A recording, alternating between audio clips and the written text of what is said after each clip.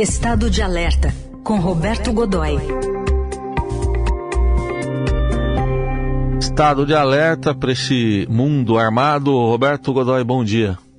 Bom dia, Raíssen. Bom dia, Carol. Bom dia, amigos. Bom dia. Bom, antes de você ir para o comentário de hoje, a gente vai contextualizar um pouco o assunto da guerra da Ucrânia também, porque nesses últimos dias a Ucrânia anunciou ter retomado 3 vilarejos na região de Donetsk e o presidente russo Vladimir Putin admitiu falta de munições de alta precisão e tem uma preocupação nuclear também, né, Carol? Agora o Conselho do Atlântico Norte está reunido com ministros da Defesa em Bruxelas. O encontro é presidido pelo secretário-geral da OTAN, Jens Stoltenberg, com a presença também da ministra da Defesa Nacional, Helena Carreiras. Foco sobre guerra na Ucrânia.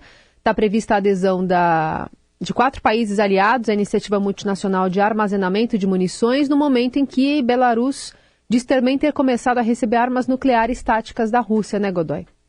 É verdade. A situação ali está sendo... o mundo inteiro está ficando mais perigoso com o acirramento dos enfrentamentos regionais, né, multirregionais, principalmente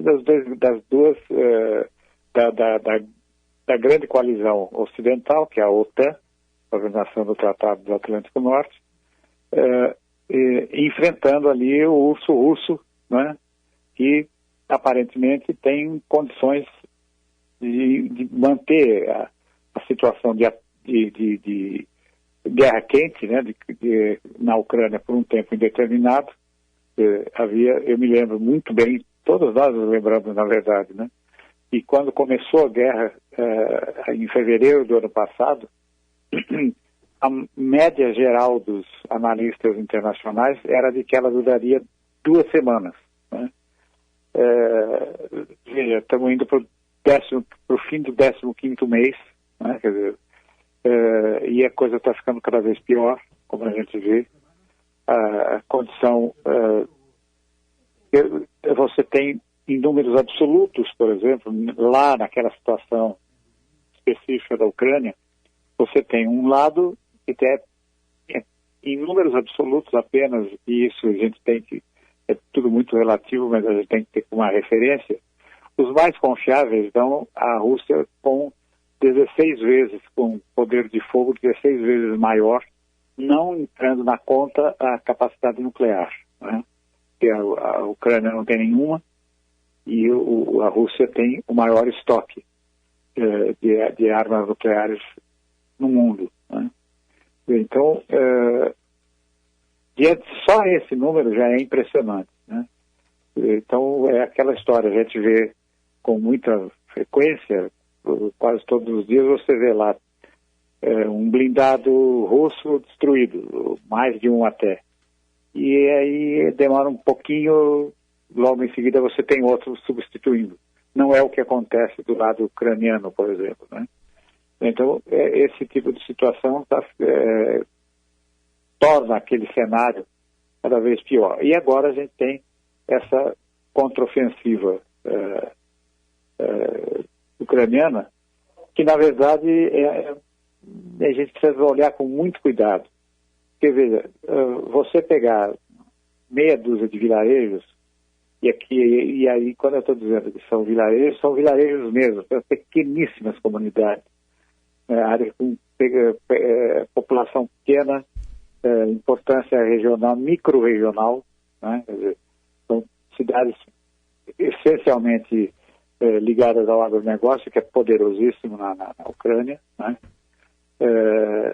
E a importância ali não tem muita importância do ponto de vista estratégico. Tem importância do ponto de vista político, sem dúvida alguma. É mais argumento e faz com que você crie certas situações. Agora, a gente tem que levar em conta também, Raíssen e Carol, que a gente, nesse momento, você tem ali envolvidos diretamente Exército, Marinha, Aeronáutica e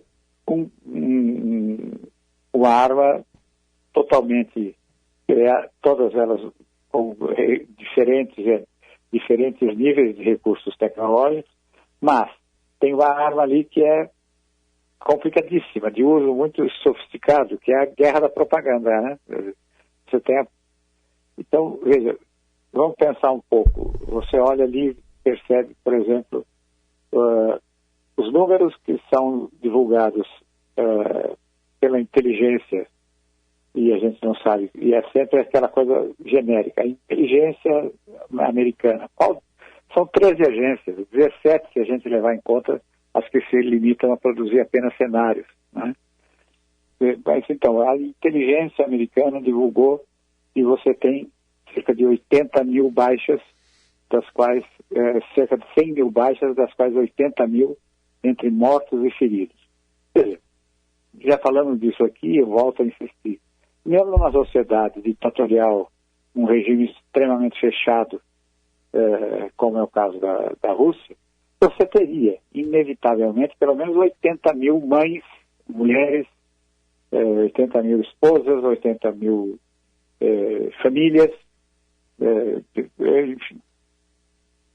enfim, protestando, gritando, perdi meu filho, perdi meu pai, sabe, enfim. Ainda que fosse uma coisa limitada, mas a gente sabe que as manifestações ali também não são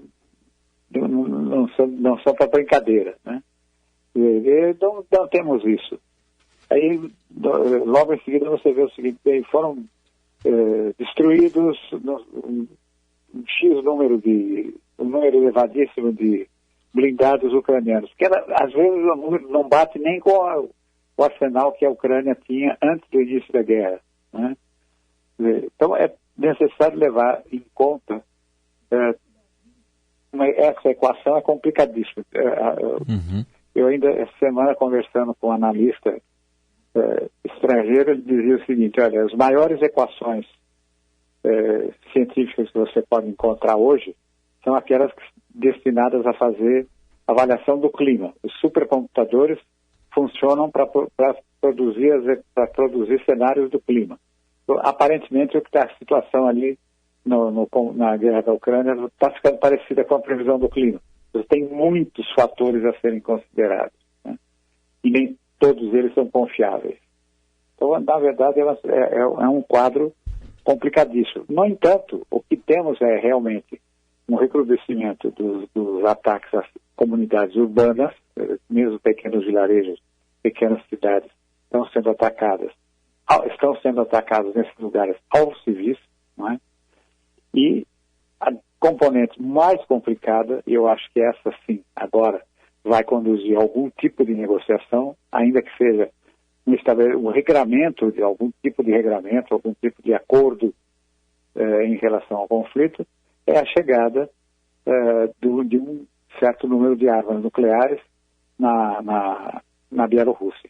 Pensa bem, um erro de cálculo que conduza ao uso de uma arma nuclear pequena, e aí pequena a gente precisa levar em conta o que significa isso, né? Tática, uma arma tática, numa situação que saia do controle ou que seja resultado de uma avaliação errada, né? Da maneira como a doutrina em relação a armamento atômico está disseminada, é a de que uma explosão nuclear é muita explosão nuclear, né? Ela, sim, é tática, foi num determinado lugar e está evidente que houve um engano de avaliação. Até que todo esse raciocínio seja concluído, você já pode ter uma proliferação. A resposta